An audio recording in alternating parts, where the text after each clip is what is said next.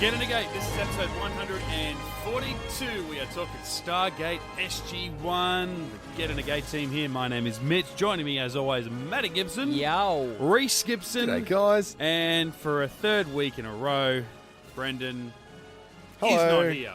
Jeez, that recovery must be a bitch. Yeah.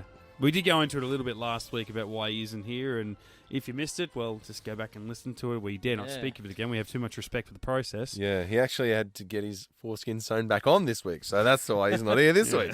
Yeah, Two steps forward, one step back. Yeah, I heard he would have been back sooner, but he just couldn't resist just whacking it like before he'd healed up. Oh, who can, he mate? just couldn't resist. Who can? And, That's why he had to get it taken off. It was too much whacking. yeah, he's known around the hospital as vinegar stroke. So just because he has that face all the time.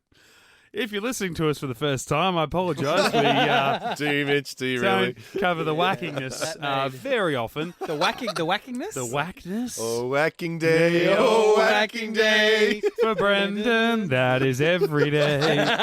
We talk Stargate SG-1, Maddie, Brendan, and I. Hi, I'm Mitch, and we talk Stargate SG-1 as long-term fans. Rhys is a first-timer. He jumped on this ship a couple of years ago. He's every single week watching one new episode to talk about here on the show, and we are getting his first-time thoughts while we talk about it from a bit more of a nostalgic point of view. We're going to go over to the synopsis, see what it reads, and throw it over to Rhys and see what he thought. Avenger 2.0, Dr. Felger creates a computer virus meant to disable Goa'uld-controlled worlds. When the program malfunctions and spreads throughout the Stargate network, O'Neill, Teal'c, and Daniel are trapped off-world, with danger looming around the corner. It's up to Carter and the bumbling Dr. Felger to incapacitate the virus before the rest of SG-1 meets their doom. Written by Joe and Paul, directed by Martin Wood. I mean, before I throw it over to Rhys real quickly, we like to point out when they do get a couple of things, a little bit, how you going in the synopsis. A computer virus meant to disable Goa'uld-controlled worlds. Ooh, is it though? Does it disable a planet, though? Yeah. Pretty sure it doesn't. But pretty sure it just Stargate on. Yeah. see what you were going for. Given you the failed. Goa'uld have starships, you know. Doesn't not quite I mean, they had a good run with the synopsis, didn't they? They went did. all right for a while. For seasons. But obviously, a few too many brandies on Friday night. Yeah. I did see someone on Twitter the other day actually lamenting they missed that Walter is not a part of the synopsis as much anymore. Oh, you're right. Yeah, that didn't last as long. Yeah. Yeah. Well, I think we did it early season. Nobody really complained about it. It just stopped, didn't it? Because it Remember- was up to me, and I just didn't bring it remember back. Walter was away for like a whole season. Like we were doing it for like season Oh, one. and that's two. right. That's why we. And then didn't Walter do was it. away for a whole season. yeah. So Yeah. Anyway, Yeah. Rhys. I got you back, Mitchie. Yeah. Thanks, buddy. What'd you think, buddy? Oh, look, this one annoyed me a little bit. I love Felger, the actor who plays Felger. Absolutely brilliant actor, comedic actor. But this one, obviously, I mean, didn't they learn after 48 hours where Teal'c got stuck in the gate? Don't f*** with the gate. And, like, Hammond should have said, first of all, no, we're not stuffing with the gate or the DHD or anything else. Also, if we do end up saying yes, I don't know, precautionary, get all the teams back before we try something. Yeah. Fucking hell, man, what are you doing? Well, I mean, it's Joe and Paul. It's probably the first episode they wrote where you go off world. So they were a little bit new to that aspect. Nah, they've had a few. But, yeah, look, I get it. They needed a scientific thing to put Felger in it. They had the actor there, wanted to put him in another episode, probably, but I didn't buy it. He did save the episode a bit, but it was frustrating for me. Yeah, I was getting a little bit worried at the start just with the Felger solo scenes, or him in the lab with his assistant. She's She new, was right? We haven't cute. seen her before. She was cute, Chloe. Yeah, She reminds me of, Mitch wouldn't know this one, but Bernadette from The Big Bang Theory. Oh, no, yeah, like a she proto did, Yeah, I know Bernadette. that, yeah. because of her voice, That right? little voice. And a cute little blonde with the Yeah. glasses, and yeah. just those scenes where it goes in there, he's like, "Oh my God, SG-1 are amazing!" And it was just, I don't know, just even it felt like everything about it, the framing and the tone, the pacing and the lighting and everything was just a bit different. I'm like, this doesn't look like what this show looked like 5 years ago or 2 years ago. And I'm like, this doesn't even seem like Stargate at all. I think if you showed someone this, you go, hey, you got to watch this show. It's really good. You know, it's down to earth. Like, the people working with these computers and they're battling these far out, bad guys, and they're a small drop in this big ocean, and it's all about exploration and blah blah blah. And you show them this episode, and it's just like bumbling D-grade sci-fi TV comedy, and it's just like, oh Yeah, man. I felt like they tried to do an Ergo type thing, but he wasn't as sort of present on screen as DeLuise was, and I think he just couldn't pull it off. Yeah, and maybe because you had him bouncing off his fellow scientists in The Other Guys. They worked so well together, but then you just take Felger and go, hey, we'll give him another scientist partner or Carter to bounce off. And it's like, no, but he can't bounce off her the same way or those two the same way that he did his old partner. So you can't expect that we're going to appreciate his humour, because I didn't find him anywhere near as annoying or unfunny or anything in The Other Guys as what I did in this episode, even though he was the same character. He was doing the same stuff. But he was... he didn't have that straight guy next to him. Yeah. Carter was kind of trying to be the straight guy, but she was like, okay, this is weird. More of a, like, weirdish vibe. Carter's a straight man, but she's outside of it looking in going, this is absurd. Whereas Coombs was in the absurdity. Yeah. There were two sides of the same coin, those two. Yeah. I'm not sure what the deal is with Coombs and why he wasn't there. I did a little bit of research, because obviously I spoke about it during The Other Guys. At the same time, he was doing theatre. Well, no, he was doing Enterprise. He was doing Enterprise at the same time as this. Oh, that's one.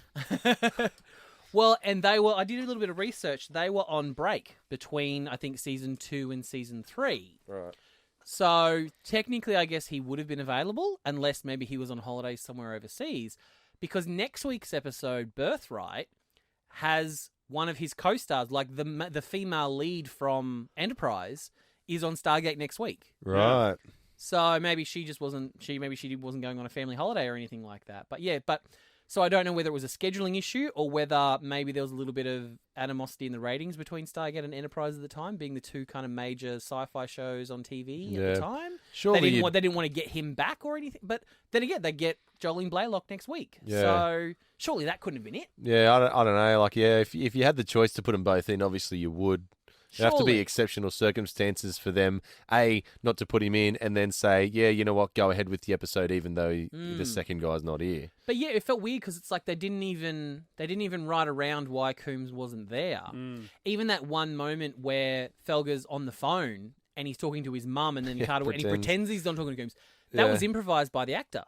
Right. So as far as I'm aware, as far as the shooting script goes, there wasn't any mention of Coombs at all. So it's not. I don't even know whether it was a matter of he wasn't available, so they had to rewrite the script without him. But it feels like Chloe was there from the start. She doesn't feel like an add-on. She feels very important, especially with the little fantasy flashback at the end with her and Carter having their little wrestle match and stuff.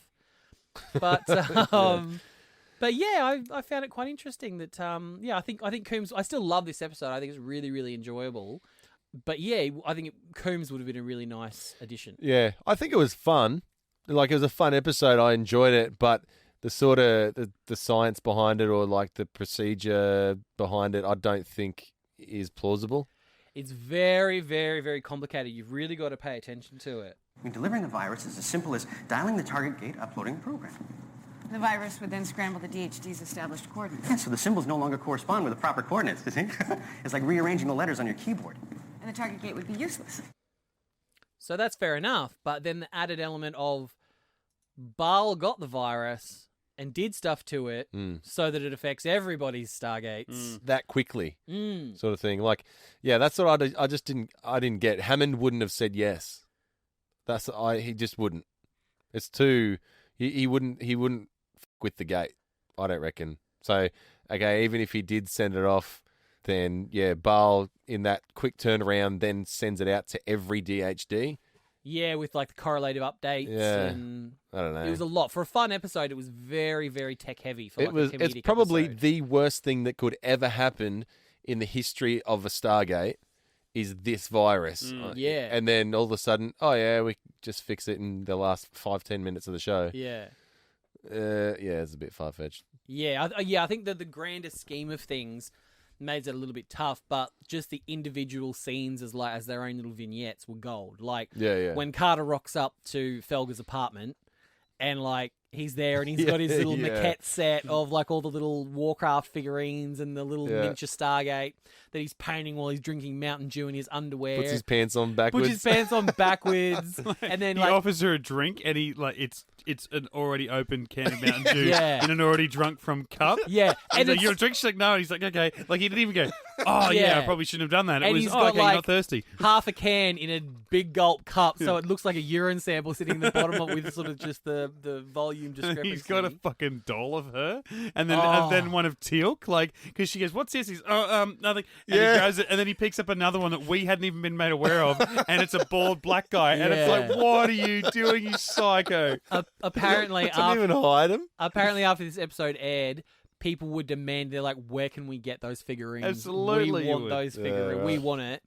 And then I'll be right there. I'm just putting the dogs out. and In the then apartment. and then sure enough, like I think it was maybe 3 or 4 years later is when they started actually making the Stargate figurines, like the Jonas that we gave to Right. to Rhys at the end of last season, or beginning of this season.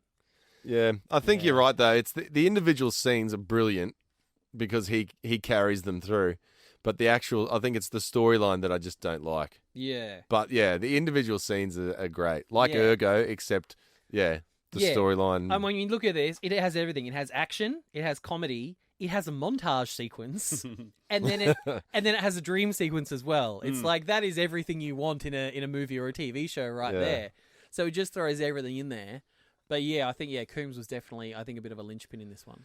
Yeah, and I think, like you said, Rhys, maybe the permission to let the test go ahead aside, whether or Yeah. not that's acceptable or believable or anything, the actual plan, the idea is like, this is something completely different. We're always trying to build weapons. And like even when he went in, Yeah. he's like, oh no, movie, let me go back in. I've got something else that'll make that giant energy gun of mine look like a BB gun. Yeah. And like, oh, really? What? And I'm like, oh yeah, what weapon is he going to bullshit create?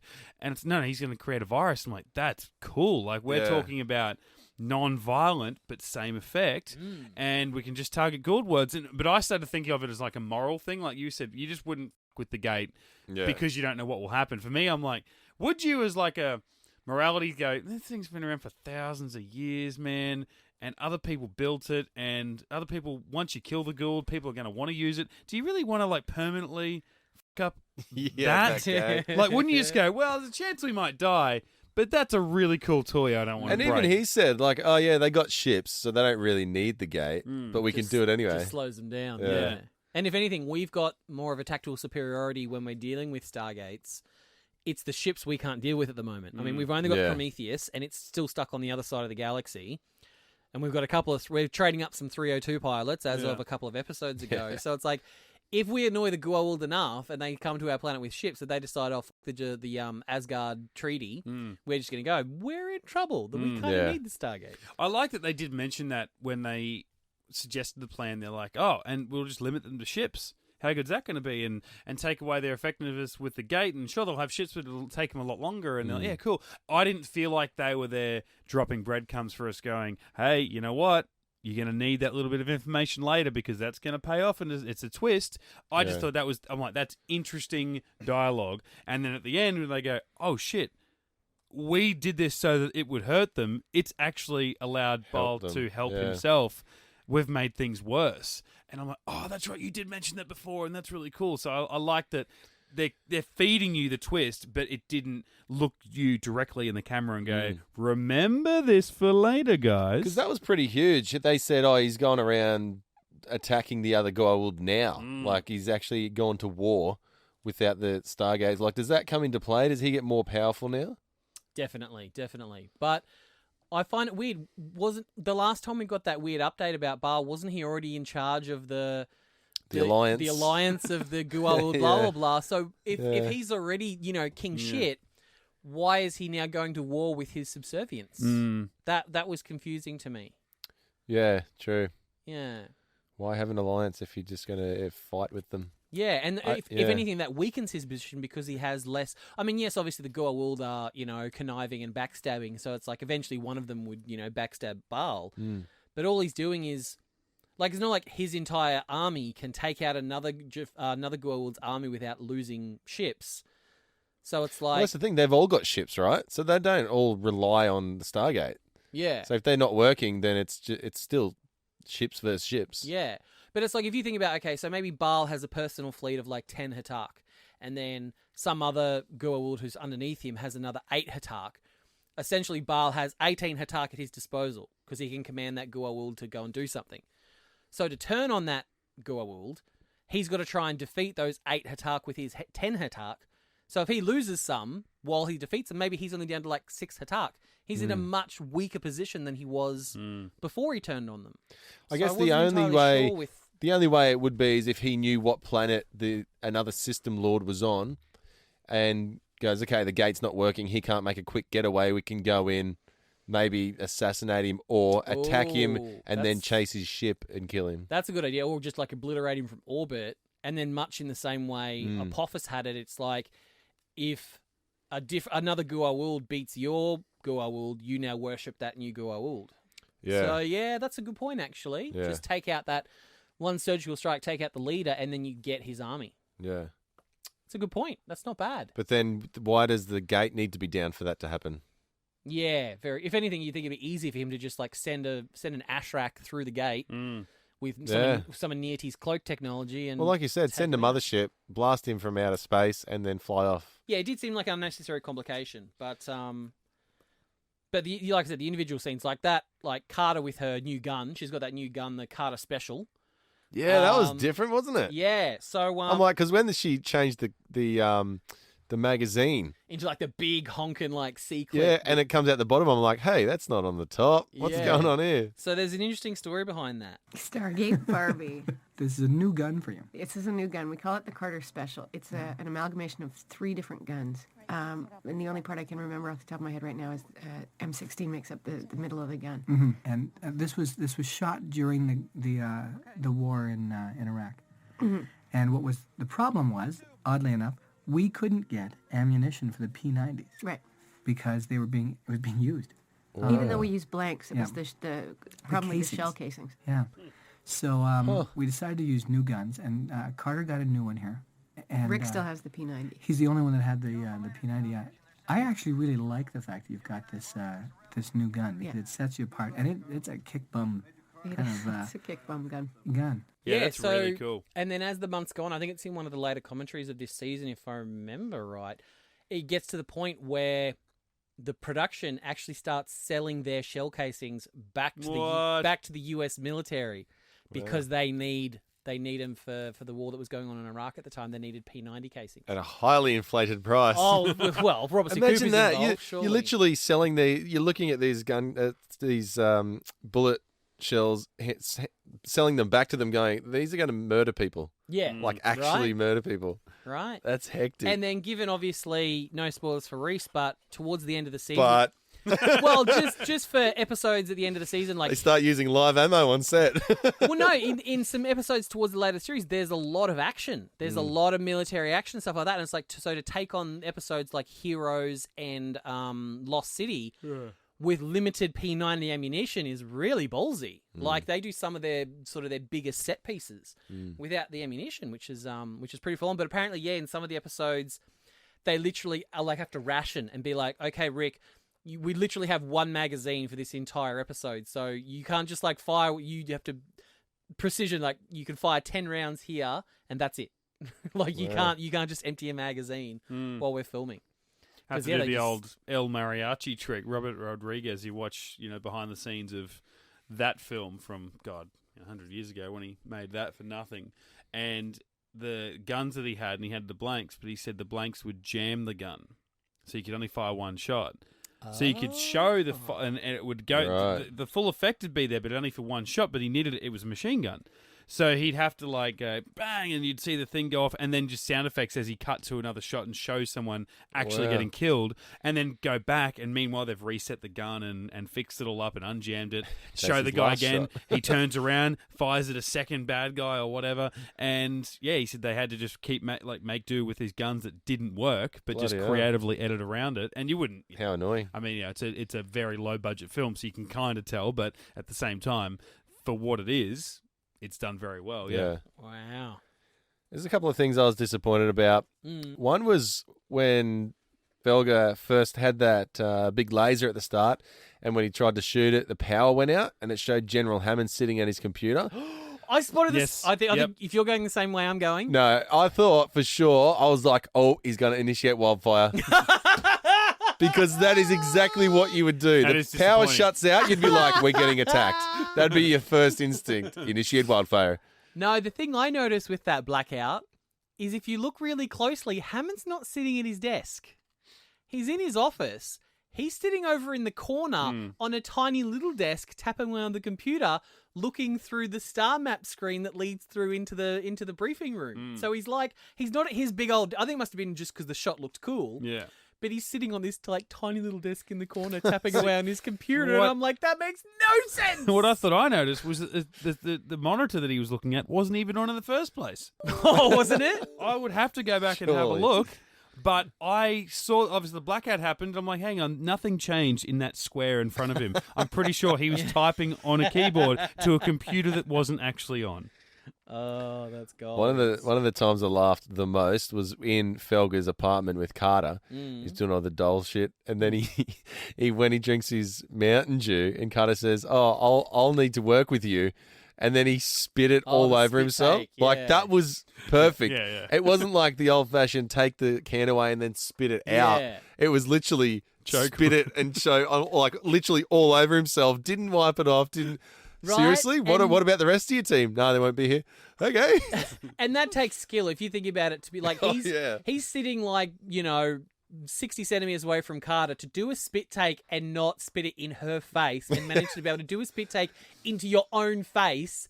That's got to take some talent. Oh, imagine how many times they would have had to do that take. Surely. Carter, Surely. tapping would have been cracking up. Had to have been. For Apparently, sure. when you notice when she walks in and he goes to like put his hands in his backward jeans and she looks down, that's actually Amanda breaking character because she didn't know that was happening. So she kind of looks down and has to like bite the inside of her cheek to stop herself He from is laughing. brilliant. And Yeah, then everything he did, that obviously ad lib, but he was just it was just so perfect. He was in character so well. Something I thought was interesting. When he runs away, once he realizes that Avenger is stuffed up and he's ruined the Stargates, that he runs away and Carter tracks him down and he's on that bridge in the woods.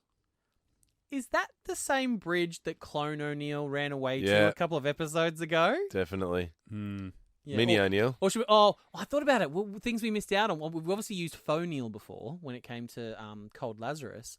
But What? this one, Phonial. Faux-Neil. Fake, like a faux, something, F-A-U-X. Faux-Neil. Ah, Yeah, right. fake. But this one we missed out on from what was it? Fragile Balance. Clone-Neil. Oh, that would work. Oh, I'm so disappointed. I didn't Clone-Neil. think of that weeks Is ago. this a thing? Clone-Neil. Just so we know when we throw back, Yeah, when we're Charlie referencing. 2.0, Right. Yeah, Clone-Neil. Clone-Neil, Clone-Neil. Faux-Neil. Faux-Neil. Yeah. Damn. But yeah, that was the same bridge, right? Did they run? Is there Yeah, just- just that's the- exactly what I thought. As soon as I Had saw to it, I'm be. like, that's the lake that he went fishing that's at. where when everyone's having like a crisis of faith, that's where they run to. They run to that bridge. It's the reflecting bridge. Yeah, they know where to go. Where is he? Can't find him. Yeah, he'll be at the bridge. When Carter says that's how she found him, she's like, "Oh, he goes, how would you know? I called your mum. She said, this is where you go. We're going to have a sulk. You big fucking sook. Man up. Get back and always fix the Same galaxy, spot. you dickhead." He goes and buys a loaf of bread and goes Yeah. feeds the ducks at the same bridge. Yeah, you almost wish that's like you go back and watch Fragile Balance and they've just like superimposed Felger up on the bridge while the rest of them are having their little chat with Clone-Neil. That'd be brilliant. I had a bit of a flashback to the fifth race when O'Neill was like taken over by the ancient repository of knowledge, and Carter was stuck on the desert planet with Teal'c. Those couple of times that we cut over to Daniel and he's on like the rain planet, like the flooding planet. Yeah. It kind of just gave me vibes of that, like just cutting back to some kind of big weird weather anomaly that we can't do because the gate's down. Yeah. And I'm just like, I think Carter's still got the rawer end of the deal, like out of the two, like being burnt alive from like radiation and 3 suns or whatever to just getting wet and. Well, that's the thing. It was flooding, right? So if it had fully flooded, then they couldn't get down to the gate. Yeah, they were just like, oh yeah, we can't get to the gate. We'll just walk uphill a We're little going bit. to higher ground. Okay. Yeah, Well, okay. you're gonna have to wait there for a couple of weeks till the flood levels. Yeah, I mean, if it stops raining, obviously. Well, yeah, that's true. But there was a part there where I got a bit confused because they're like, oh, we can't use the gate, but they were talking on the video mount to them, and then Hammond said, ours is the only one that can dial out because we don't have a DHD. Yeah. And then they were saying, oh, the DHD is doing automatic updates throughout the whole universe or the whole system of Stargates. Yeah. Because it always does that once every 200 years to update for stellar drift. Yeah. And I was like, well, Earth can't do that then. Earth's gate can't update for stellar drift. No, which is why. So, which previously they've said, oh, we got to compensate for stellar drift. Has any of that ever been from Earth, Bart? Yeah, so we have to do that manually. So our big giant supercomputer. Right. That's why, and that's sort of how they buy back in the movie and stuff. We can only dial to Abydos. And then in Children of the Gods, we can only dial to Abydos. They sort of retcon it because it's the closest Stargate to us. Yeah. So it's had the least amount of stellar drift. Right. So once Still Carter connects. gets into the computer and compensates for stellar drift, then we can access other gates. Right. Same as Red Sky. When we fucked up that planet, it's like... Yeah. Well, Carter mentioned that in this episode, right? Yeah, so... That she screwed up. Yeah, she screwed up because she sort of fiddled with our version of a DHD, whereas a normal DHD would have compensated for it and gone... She bypassed it. Yeah, gone around stuff instead of going through Safety the protocols or something, wasn't it? Yeah. Yeah, okay. And that's how they do the update then. Yeah, it's all part of the DHD, which I did love. I think this is probably the best shot we've got of like an open DHD, which I thought was pretty cool. Like when we're on the planet. Yeah, all those crystals. Yeah, because we kind of got a little shot of it in 48 hours, but I feel like it exploded really quickly. Yeah. But I thought it was really, really cool to see the inside of the DHD. What are they rolling with? USB, USB-C, like HDMI? Well, it plugged into his laptop, didn't it? So Yeah, that's it's what we weird. saw. It's like- Some sweet adapters you've got going on. You're not just picking them up from Radio Shack. And it is. like- They've made them. They've made like these metal hexagonal like cock rings that go that go around the crystals, and then have two cables coming off them that then become like a HDMI or a USB or something. Yeah, I guess right. 2003 is probably pre-USB. Hey, what can I help you with? I need a USB to DHD. What? And then Don't know what? in Atlantis they do a similar thing where it's just like two little like pin alligator clips, and they kind of just like push them in. And then that syncs up to like their tablets and stuff that they use. It's Imagine like super surely weird. the software you need. You don't have the memory on your laptop Right. to have the software that you need to program a DHD. It should act like a magnet in a way. Like if you plug the adapter into your laptop and then you go to like plug that other end into the DHD, it just acts like a two positives. two positives, and it Yeah. actually Telling. it's like you can't handle this. You can't handle this. As soon as you touch your laptop, it just explodes from the data input. I loved when I think it was a missed opportunity if they wanted to really go like high camp when like they find out that Avenger's been sort of messed with, and Carter's like, there's a lot of information here, Journal. I need a couple of minutes to go through it all. I'm like, that would have been the perfect time for like a fade to black ad break. Right. Like, because like I've seen that in a couple of other TV shows where it's like, if only we had a couple of minutes to sort this Oh, out. right. And they actually fade to give them a black, couple minutes. and then it's the ad break. I think Scrubs did it really, really well. And then you had the couple of minutes of the ad break. It's like that's happening in real time, and then you sort of pick up on the back end of it. Oh, I've found it Yeah, I found. as it comes back. Now that I've had those 3 minutes, When they do go off world and he does find out, we need. I figured it out. This isn't my virus. Blah blah blah. When they first get to that world and Felger pulls out a f***ing handgun, I was like, seriously, you gave that idiot a gun? yeah, I'm like, I mean, you got Carter there. You don't need him to have a gun. right. And he was boasting earlier about it too. I said it to Jaffa. Give him his that. Is that a Jaffa? I'd be doing that too. Be like, I can go. Jaffa. But it was the way that he was holding it too. Like Carter's walking around with her, like Carter's special. She's holding it down, holding it with two hands, but pointing it at the ground and very still. It's moving with her body, never moving independent from her body. He's moving behind her, and he's like holding it up as he's walking forward, almost with one hand. Like, yep, I'm ready to go, ready to look around the corner. Anytime I see Jafar, I'm going to shoot him in the face. It's like, calm the down, man. Time Like, crisis. Yeah. It would have been nice if they would like recreated from other guys where like they ring in somewhere and he just starts doing that circular firing thing in, and As soon Carter's as he comes through the gate, and Carter's the one that's got to duck down. and that's why the Jafar come and make them. That'd Oh, be how many funny. friggin' Jafar did Carter take out on her own? Oh, though? hey, how many was that just a patrol, or they said, they made our position? How would they do that? They didn't see any ships flying overhead. If they made their position, then how is there fucking 20, 30 Jafar. That, Yeah. Oh, let's go over there now. Did we? Because I know there was obviously a patrol, but then a lot showed up. So Yeah. I'm wondering. We did hear their old bloody bullhorn retreat at the end, but I don't know if we heard like a bullhorn come over here when the No. There was just those 2 Jafar that came out to begin with, and then Carter's like, oh, they've made our position. Yeah, Hurry up. They certainly didn't radio for backup because Jafar can't do that. Yeah, that's right. Blow the horn for backup. I do like when Teal'c and Jack sort of swoop in to save the day. They've got a pretty good response. How'd you manage this one, sir? We got tired of waiting. Simple as that. So what ship did O'Neill and Teal'c end up having? Because Carter was like, oh, that's a surprise. They want to show you.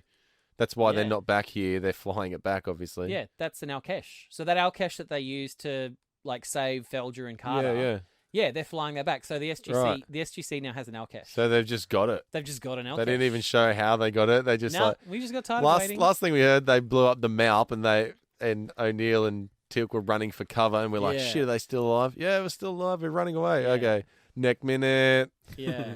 So they do Alkesh. have to kind of ride around the fact in later episodes that we have this big, pretty powerful piece of technology in like this giant, gold Alkesh. Right. Like obviously not as big as a Hatak, but they're still pretty freaking big. Yeah. And powerful. Like they've got those big cannons and Well, stuff. it can hover and pretty accurate with a couple of turrets. And they can Alkesh can usually cloak. Because remember, Alkesh is Alkesh is my favorite. I've talked about it before because it's the perfect blend of Hatak and cargo ship. Because it can go to hyperspace, it can go into the atmosphere and land and stuff, but it can also cloak. Yeah, right. And it's big enough got that weapons. and if it's big enough, you could put a Stargate on it if you wanted to. Like it'd fit a Stargate inside of it. Yeah, nice. Yeah, because we didn't actually see the ship; we just saw the underbelly of it. Yeah. With the turret. Yeah. Yeah, right. Yeah. So that's the thing now. Well, apparently it was a bit of a divisive thing with fans too, where they were just like they didn't kind of buy O'Neill and Teal'c just being like, we got bored. Yeah. Well, I mean, obviously that's an O'Neill way of just shrugging it off. Like, yeah, he's like, oh, we were so cool. We did this amazing thing where we blah, blah, blah, blah. Really, it's just like, we nearly died. Teal'c got shot in the leg. Yeah. Like, we're pretty fucked right now. We just want to get home, but we know you're in trouble, so here we are. Yeah. We're just bored. We come. And, like, O'Neill probably can't fly an Alkesh, so Teal'c would have had to have done all that work anyway. Yeah. So O'Neill probably didn't really do a lot. It was probably all Teal'c anyway. I can't drive a stick. Yeah. And I've got to do it. Oh, that's one.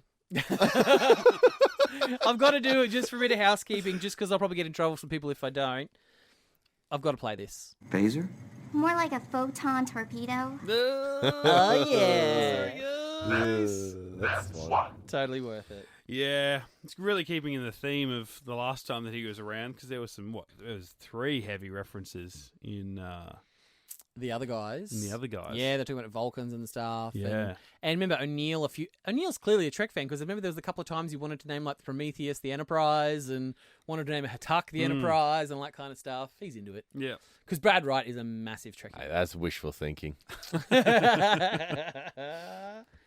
And I do have something here for you, Mitch, just because as I guess for this episode you're Captain Marvel rather than I am. No. Well, sorry, you're Captain MCU, I would say. No, let's do that. Yeah, then. you're Captain sure. MCU.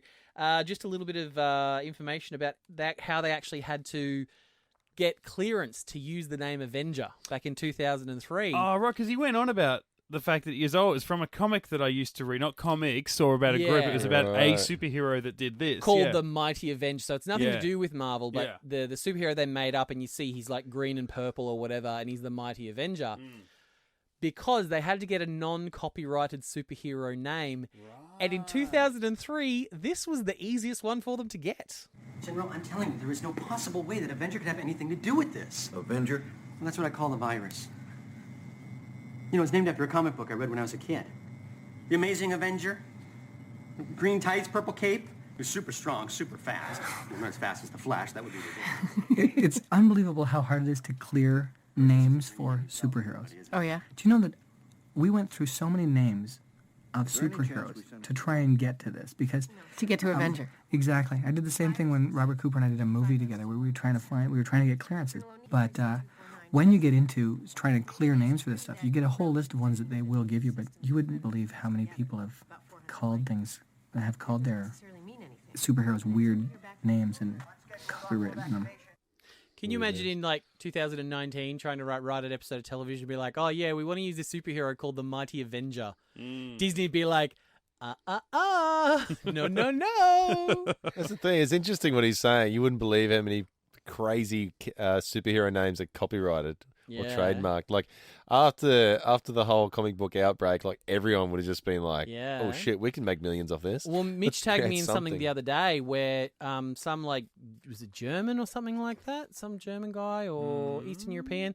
He's inherited the intellectual property to like an 80s. Maybe it was Swedish. Oh, right. See, I didn't even bother reading the article. Oh, I just thought it was okay. so ridiculous. Yeah. This, 80s, I think, And you're like, Swedish. Matty will read this. I'll tag him in it. It said X-Men, so I he saw the tagged title him. in the first line, and I'm like, Matty will appreciate it. Yeah. No, well, You tell me the gist of it. The original creator of this show from the 80s died in 2015 or something, and this other guy must be a family member, has the rights to it now. This show called Linda, and the opening title sequence sounds very similar to that iconic X-Men cartoon opening sequence. So now the X-Men thing. yeah. So now he's suing like Disney, Netflix, iTunes, all these, and he's like representing himself, and he's suing like the 5 biggest corporations in the world. Let's see what they'll settle for. Yeah. Pretty much. We'll settle for you dying. Yeah. We murder you. We'll give you $1,000. Taken. Oh, I've got some real gold for you. A little bit of trivia. This episode aired on the 8th of the 8th, 2003, on the Sci-Fi Network. A mere 7 years ago, on Showtime, on this exact date, Emancipation aired. Okay, that's fine.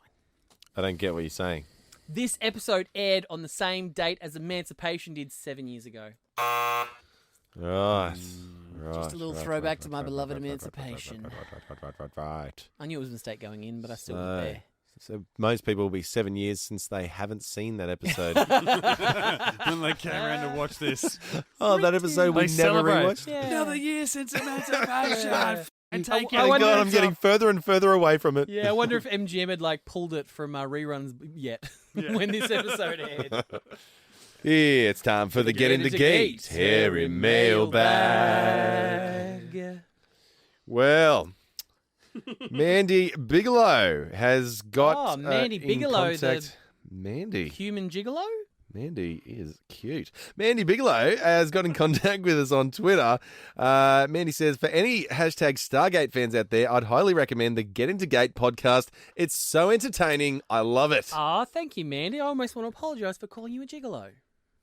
It's okay. Oh, did you? Rhys said she Yeah. was cute, so... Yeah. Glad that all balanced I wasn't paying attention. And, I was looking at her profile picture. Oh, and I'm sure no one's ever. I mean, we made don't want to their- assume she's cute, but Yeah. we're happy to. I'm happy to. Yeah.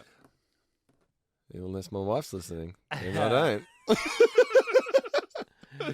I've got a comment here from Peaceful Explorer on the old SoundCloud. Been a while since we've had anything actually on the SoundCloud. Crikey.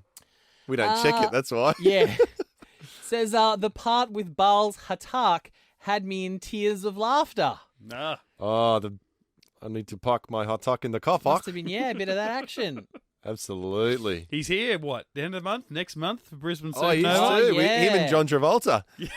Oh, And Billy there's, Zane? there's a double Billy act. Zane. And, oh, man, they got a real weird Yeah. collection this John year. Travolta. Have you seen how much John Travolta's? It's $350 for a photo, $300 for a signature. Jesus. Christ. Uh, No, thanks, Wow, mate. and like a not grand. Baal. I think he's $30. Yeah, and then it's like a grand to be at a dinner that, John Travolta will be sitting on the other side of the room from you. Yeah. Wow. And he's not even wearing a wig, so, you're getting 10% less Travolta. Look, I'm going to say I like him more bald.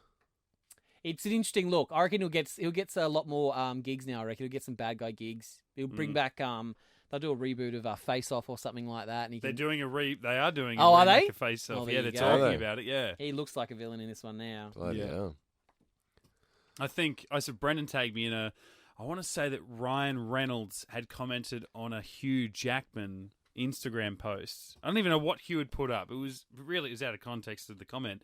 But Ryan Reynolds wrote, this is the face-off remake that we need or something. And Brendan tagged me and was like, do it. It's like, imagine those two being put in, like, how ridiculous of a face-off remake that would be. A comedy, face-off comedy. Oh, well, I guess that's been done in... Yeah, I get. Well, I mean... Lindsay Lohan again. Ryan Reynolds has done it himself with Jason Bateman. God. The Change-Up. What a great show. Oh, man, that was funny, that movie.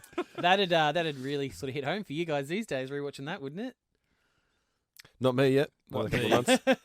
Just like that miserable married guy just stuck, just like swapping. Why is that miserable? No idea what you're talking about, Matty. No, never. Of course not. No. Bob Manor has got in contact with us on the Twitter. He says, at the Bren Gibson at Get Into Geek. Thought you guys would like this shirt that I got. Apologies for the wrinkles. Go ahead and give me a that's one for the Star Trek curtains. Oh, okay. Matty would approve. And yeah, it's in the background. Star Trek curtains, Matty. TOS, though. I can't sign off on that. Oh, God. So, Bob Manor, at General Manor on Twitter, he's put a picture of his T-shirt. This is absolutely classic, Someone's and I getting want sued it. over this shirt. Whoever made this shirt is getting sued. It's Thor sitting in a camp chair with a fishing rod, and writing to the left of him saying, "Yeah, sure, you betcha." Yeah, sure, you betcha. It's brilliant. It's everything, isn't it? Like, you've got to be hardcore into Stargate to get everything that's going on in that. Yeah. Like, there's even elements there that Rhys doesn't get yet. Like, it's brilliant. It's absolutely brilliant because there's nothing Stargate related in it. Like, you could wear that Area 51 like to some of those like crazy cafes and they'd just be like, "Oh, it's a Roswell Grey. It's fine." But you're right. It is the type of shirt that you like. If you wore this at a con and you went up and Richard Dean Anderson's there, like, he would love it. Oh my God, that's such a great shirt. All the Stargate people, Chris Judge, would be like, "That's amazing, man." And then someone from MGM would be like, "Can we speak to you? We're going to sue your ass for that. Thank you." So you're like, "Oh my God, I got all these amazing photos." You're like, I bought it off your website. Oh, really? Oh, we don't go onto it. I Thanks. need a name. I see. Great shirt, Bob. Great, brilliant shirt. There's another one here that I wish Brendan was here for. It's my old mate, I don't know, some nerd, the Grinch on Twitter. IDK some nerd. IDK some nerd. It says, at High Pitch Maddie, # and the rest, more singing! Oh, loves the Must karaoke. have loved, our little karaoke karaoke. sing-along Didn't from we a few do, weeks ago. Whoa, whacking day. Well, all right. Look, I mean, I'm not going to promise a Buffy bloody song, but if a song comes up, look, let's rip in. Definitely. And a message, I think this has come through on the older emails here from Anthony Wiper. Oh, Anthony the Wiper, yeah.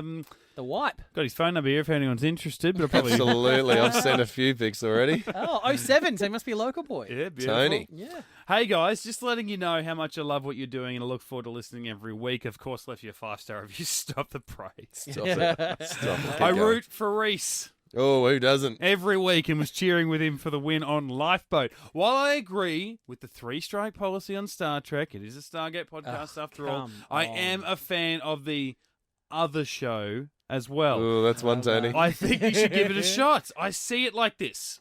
Stargate vs. Star Trek is like blondes versus brunettes. We all have a favourite, but it would be great to have both. You guys are excellent. Keep up the great work. Tony. Look, Tony, I could only handle one at a time, to be honest, mate.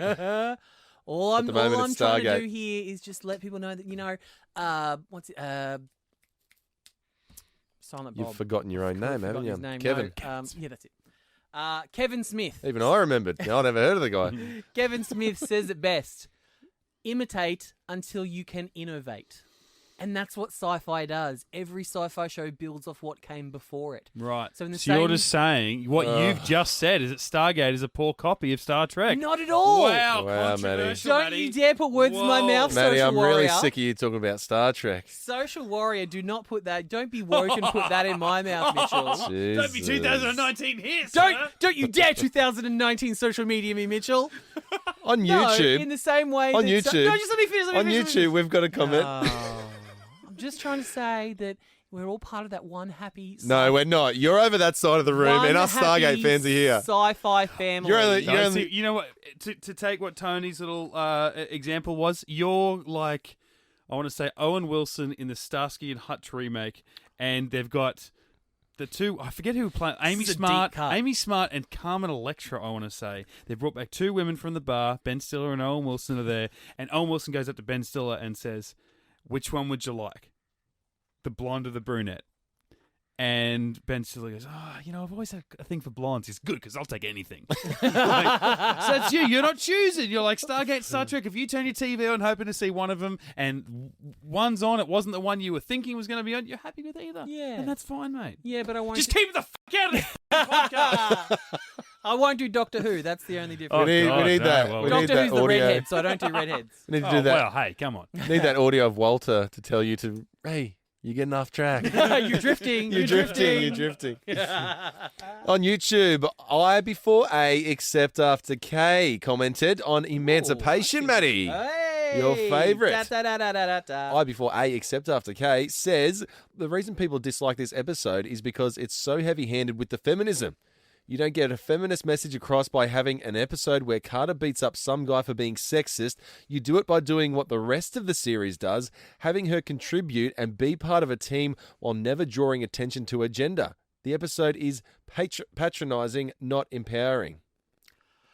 That's I interesting. I mean, That's patronizing. I've never considered it that way. See, because I always look at Emancipation as like a social commentary holding a mirror up to us in terms of we go to this planet, we see this backwards society that hasn't progressed in thousands of years. They're still living in tents and all that kind of stuff because they're not incorporating women into their culture the same way we are.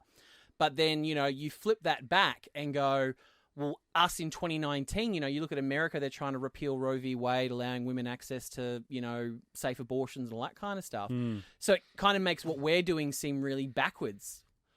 But I guess sci-fi fans in general tend to be a little more enlightened and open-minded in that kind of situation. Yeah, sure. I think it was mostly because the resolution came from Carter being over masculine in the episode, as to that's the only way she could win this is to be masculine.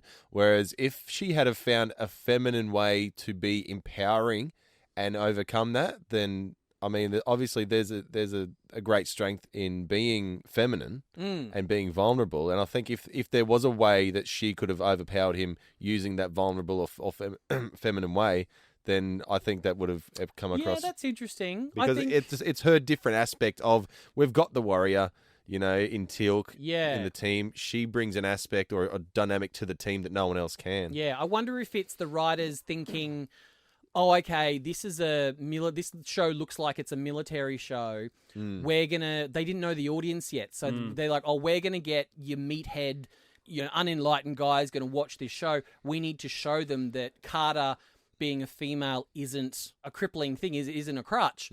Whereas I think most sci-fi fans are enlightened enough to know that what's between your legs doesn't make you a more interesting character. It's the who you are as a person. So I think, so the condescending line there is really interesting and patronizing because, I think for a general sci-fi fan, they're going to go, well, it's like if we sat down and watched an episode of Stargate and it spent 40 minutes teaching us the English alphabet and telling us the sky was blue, we'd be like, duh, no shit, we know this. Why are you being so patronizing to us? So in a way, Emancipation is being really patronizing because it's telling us what we already know, is that women are equal to men in every single way except for what's in between their legs. So that's super interesting. That's super, super interesting.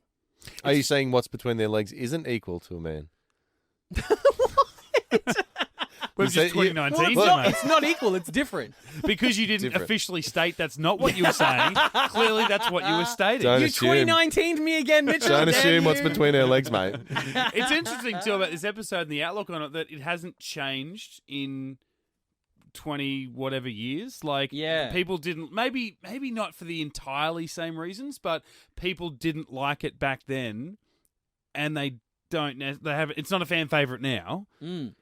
And we're looking, okay, that's an email written to us in 2019, but we're still looking at it from the same message point going, that didn't really work for that episode. Even back then, you look at it with those eyes, which we have to do because that's when we watched it, you, me, and Brendan. Yeah. And Rhys has to look at it from at the time, 2016, I think, when you would have watched that episode. And we kind of look at it exactly the same way. So it's interesting that it hasn't It hasn't aged. It hasn't gotten to the woke state where, that's an anti. It's trying to be feminist, but that makes it an anti-feminist episode. Whereas back then it was just, this is a boring episode, 3 episodes in. So yeah, it's just funny that it's aged without aging in a way. Yeah, okay. Yeah. Couple more to go, guys. Desperate Measures episode on YouTube. Ice Dragon 59. Ooh, the Ice Dragon. Comments on Desperate Measures episode 101. Ice Dragon 59 says, I love this podcast. It made me cry the tears of joy out of my willy and produced the brown log of joy out of my body. Wow. There's a visual. Old mates took a load of old cobblers with a fact or two thrown in. They're terrible and swear a lot. Absolute 5 stars. Love it. Amen. I am so confused and aroused. That is one of my favourite comments, to be honest. That might be the least successful 5-star review we'll ever get. 'Cause people are going to read that and go, I don't know if I'm ready to have a brown log out of my body. Yeah. Mate, if I read that, I'd be straight onto that podcast. I don't know if I want to cry out of my willy. If Ice Dragon 59 means that he was, or she was born in 1959, that person's 60 years old this year. And they've just written that. Anyway. And one last one here, guys. Sarah Bell, great friend of the show, gets in contact with us on Facebook. You boys talked about the link. That was a few episodes ago. Not caring, the link not caring about SG-1, but what if the people who were sent from the dome since their arrival was because they arrived? Still not as dark as what Black Mirror would take it, but much more bleak than I've ever considered. So, yeah, basically what Sarah's saying is, did SG-1 attending the link create that overhaul of people being sent out to the deaths? I think they do allude to that in the audio commentary, where they say because SG-1 aren't part of the link, the dome has to compensate because they're using up oxygen and all that kind of stuff. Inside the dome, yeah. Yeah, so they did have to sort of eject a couple of people a little bit more prematurely than what they normally would. And then, the link obviously doesn't care about SG-1 for most of the episode, but it's only right at the end when the link turns on them and turns everyone into the weird zombies trying to sort of track them down and either kill them or put them into the link. Yeah, well, I guess the link can't control them, so the link's saying, okay, I'm having to eat my own body in order to keep you alive, so how about you just get the out of here, and then we can keep doing what we're doing until we're just down to, it's like a fortnight dome, down to just that little one person surviving, standing up. Like it's 2 people playing handball in the square out, and then like one person wanders off to get the ball and they never come back. Yeah. And then other guy gets reprogrammed going, I think I need to go and do a shit. And then he goes into a toilet and suddenly the dome is literally the size of a cubicle. Just an outhouse, yeah. Or it's the Room with Brie Larson. Yeah. They're just in that little shed out the back. That's even sadder. Yeah, that's awful. Yeah. Oh, end on a high. Why didn't they just build underground? Oh, the link didn't have any shovels. Couldn't make any either. No, had all that. But you're right. Like that red sky. I remember us touching on the fact that the Tin Man planet. They were underground because the upstairs was toxic. Absolutely stuff. The underground Nazis on the other side. They're all it's toxic. In Red Sky, that they didn't go for the kill. They went for the happy ending. We could have been at a point where SG-1 go, you know what? All we did was travel here. And, Carter went by some, different rules and stuff to get there or whatever. And, we kind of destroyed a planet. We wrecked a sun, which killed a planet. And they could have ended that going, wow, this is consequences here. And they didn't do that. Revisions could have been the same where, we could have had even just a scene. It didn't have to be the end of this. It didn't have to be a real dark ending, Black Mirror style, like Sarah said. But they could have had a real good, meaty scene where they go, hang on, this is actually speeding up because of us. Here, we've been here for 3 days trying to fix this situation. We're trying to understand it and then fix it. We're actually, and it's been increasing, and we've been trying to explain to them, this is increasing, you don't even understand this because of the link, while not knowing we're the reason that it's happening. And it could have been a real, another real dark punch in the guts going, you are trying to do nice things, guys, but by doing those nice things, you're actually wrecking shit. And I would have loved to have seen it. They were trying to figure out the link and fix it, but they just couldn't. And the link had more power than them. The link wouldn't shut down. The link wouldn't shut off. And it just forced these people to leave the link on and just we're not going anywhere. And SG-1 have to leave helplessly and then go, shit, what else can we do? Yeah. Nothing. Or even it all, you gotta go. Let them die. Rather than that kind of weird ending with like, tell me a story about the woman that you met yesterday. They evacuate everybody, and then it's like they're getting those last people in the suits, and they're like at the Stargate, and they turn around, and then you just see the dome just deactivate. You just see it so the dome just kind of just and all the gas and stuff come in. Rushing into the town. And 200,000 bodies, like Yeah. skeletons, just everywhere. Yeah. Jesus. That would have been cool. Like we said, end on a high. End on a high. Oh, Hey, It's time to find out if Rhys has been paying attention. Oh, Brendan, just leave your penis alone. So I don't have to, What? so I don't have to write these questions. Throwback joke. Hope you Throwback remember what we're talking joke. about. All right, 5 short answer questions. They're all gimmies, Rhys. You'll get these. Oh, Not a sure they are. problem. Gimmies. 30 seconds. Time starts at the Gimmies. end of the first question. Who sabotaged the Avenger virus? Baal. Correct. What is Carter's new gun called? Oh, the Carter Special. Correct. Name Felger's lab assistant. Chloe. Correct. She's cute. What drink did Felger offer Carter? Mountain Dew. Correct. Do the I appreciate the do. What did Jack and Teal'c steal at the end of the episode? Our cash. Oh, he's done it! Boom, baby. Finally. 5 out of 5. Oh, and quickly too. Plenty of time. Oh, Plenty of time. 8 seconds there. Bow, bow, bow, bow, bow, bow, bow, bow, bow. Lucky I wrote our cash down when you were talking about it throughout the episode. So I had no idea. I don't want you to go. No, I want you to go, Daniel. I want to be your friend. Yeah, well, it's Brilliant. not as effective when he doesn't like you. Yeah. But We need a Jonas one. yeah. I think we We need a do. I think we corky should one. get Let's on do it. that. We should get on that, whatever it's called. Air Tasker for B celebrities. And Let's not refer to it as that in our Okay. email to him. yeah, maybe. no. Celebrities. Yeah, no. Celebrities. And we'll get Corky to do like a nice one, and then that can be your reward for whenever you get Yeah. 5 out of 5. And then I'll be studying the whole. Right. Yeah. You'll end up having more notes than I do about episode and trivia stuff. Well, maybe not. Yeah, let's not go too far. Let's not go too far. All right, that's episode 142 of Get Into Gate. We will be back next weekend to talk Birthright. This one, Rhys, written by one Mr. Christopher Judge. Oh, So stop we're it. going to get a yeah. Jafar episode, and Yeah. based on the picture on the DVD, looks like Teal'c's going to get some love from some Jafar women. Oh, yeah, he is. I don't know why I'm talking like Eddie Murphy, the Nutty Professor. When his lip goes all funny at the end, he starts talking back in Anybody Love. Jafar for women. I love Jafar women. But I'm back. Well, I gotta be black. Birthright. That's coming out next weekend for Get Into Gate. In the meantime, Sensational. you can find all of our old podcasts on our podcasting channels. Anyone that you want to pick from, we're pretty much up on all of them. Get Into Gate, a Stargate podcast. Hit us up on the socials, Facebook, Twitter, and Instagram. Search Get Into Gate, a Stargate podcast, or send us a long form email or an off-world activation. getintogate@gmail.com. And if you want to see Get Into Gate 2.0, jump on our Patreon. Oh, see what you did there. The next level. We'll f up your Iris, or Orpheus, or well, I don't know where I'm going with We'll this. avenge you. We'll avenge you. We'll avenge your 2.0. Yeah. Like, Cool. see? Somehow Yeah. sexualizes I'll put a it. virus in your wormhole. Yeah. Felger. I'm Mitch_Lewis on Twitter and Instagram. Matty, where you at? At High Pitch Maddie. And Rhys. At the Flying Gibson. Brendan's still away. Hopefully he's back on deck Yeah. next He weekend. loves Tori Higginson's Dr. Elizabeth Weir. Send Yeah. him as much Weir stuff as you can. Yeah, the Weir Fest happening on Brendan's Hashtag socials. Weir for life. Get Into Geek.